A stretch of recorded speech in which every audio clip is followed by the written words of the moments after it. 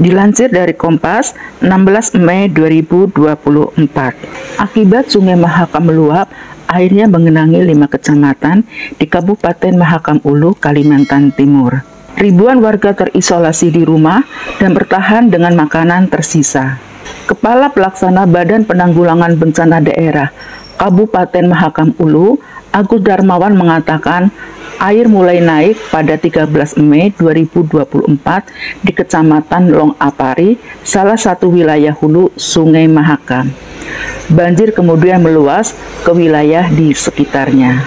Saat ini, ketinggian air di Ujoh Bilang, ibu kota kabupaten, antara 3-4 meter. Ini banjir terparah sepanjang sejarah di Mahakam Ulu, kata Agus saat dihubungi Kamis 16 Mei 2024. Ia mengatakan banjir ini diperkirakan terjadi akibat curah hujan tinggi beberapa minggu terakhir. Hujan tersebut merata, termasuk di wilayah anak Sungai Mahakam. Terdapat sejumlah aktivitas perusahaan di sektor kehutanan di Mahakam Ulu. Namun Agus belum bisa memastikan faktor lain yang turut memperparah banjir terbesar di Mahakam Ulu ini. Memasuki hari keempat, banjir di Mahakam Ulu belum juga surut. Dari pantauan Agus, rumah-rumah warga hanya terlihat bagian atapnya. Kantor pemerintah, puskesmas, toko, sekolah, dan fasilitas publik lain pun turut terendam. Sebagian besar warga di Kabupaten Mahakam Ulu bermukim di sekitar Sungai Mahakam. Rumah warga berdiri antara 100 meter sampai 1 km dari bibir sungai. Agus mengatakan, pemukiman di radius 0-2 km dari sungai terendam air. Daerah yang tidak berdampak banjir adalah daerah yang berada di radius 3-4 km dari Sungai Mahakam, lanjutnya. Namun di wilayah itu hanya berupa ladang atau hutan. Sedikit sekali warga yang tinggal jauh dari sungai. Oleh karena itu, diperkirakan sebagian besar warga dari Kabupaten Mahakam Ulu dengan jumlah penduduk 38.000 jiwa ini terdampak banjir. Agus mengatakan saat ini pihaknya masih menghimpun angka pasti jumlah warga yang terdampak. Agus menambahkan saat ini pihaknya hanya mampu membuat satu posko di pusat pemerintahan Mahakam Ulu, yakni di Desa Ujoh Bilang.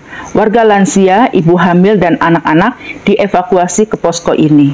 Posko itu hanya mampu menjangkau 4 desa di sekitar ibu kota Kabupaten Mahakam Ulu, yakni Long Bagun Ulu, Long Bagun Ilir, Ujoh Bilang, dan Long Laham. Ia mengatakan warga sangat membutuhkan makanan siap saji, sebab rata-rata toko di kampung pun turut terdampak banjir. Pihaknya sudah berkoordinasi dengan pemerintah Kalimantan Timur untuk memberikan bantuan. Sebab Kabupaten Mahakam Ulu mengalami keterbatasan armada dan personel. 3 perahu karet yang kami pakai itu pun kami pinjam, kata Agus.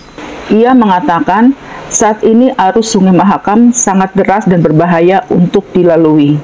Kondisi ini membuat BPBD Mahakam Ulu belum bisa menjangkau daerah-daerah lain yang terdampak banjir. Hanya jalur sungai yang tersedia di Mahakam Ulu. Antar kecamatan belum tersambung jalur darat secara mumpuni.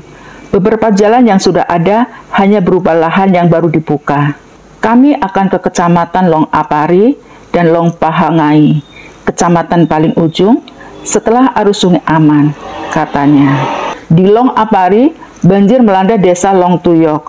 Desa ini berjarak sekitar 5 jam berperahu dari ibu kota Mahakam Ulu dengan kondisi arus sungai normal. Kawit Tekwan, 54 tahun, warga Long Tuyok mengatakan warga hanya bertahan di rumah masing-masing. Air menggenang antara 2-3 meter di kampung yang dihuni sekitar 490 jiwa itu. Hewan-hewan ternak warga diangkut ke rumah warga. Beberapa warga yang rumahnya terendam mengungsi ke lantai 2 rumah famili, kata Kawit. Kami di rumah bertahan 7 orang, 2 keluarga, sambungnya. Persediaan makanan keluarga Kawit diperkirakan hanya cukup digunakan sampai seminggu ke depan. Untuk air minum, mereka membeli di toko yang ada di kampung. Harganya Rp14.000 untuk air mineral 1,5 liter. Airnya masih ada beberapa, tapi uangnya ini yang nanti habis, katanya sambil tertawa. Adapun untuk beras, rata-rata warga menyimpan beras hasil panen. Kawit mengatakan beberapa kali keluarganya mengambil umbut atau rotan muda di sekitar sungai yang bisa dijangkau untuk sayur dan lauk.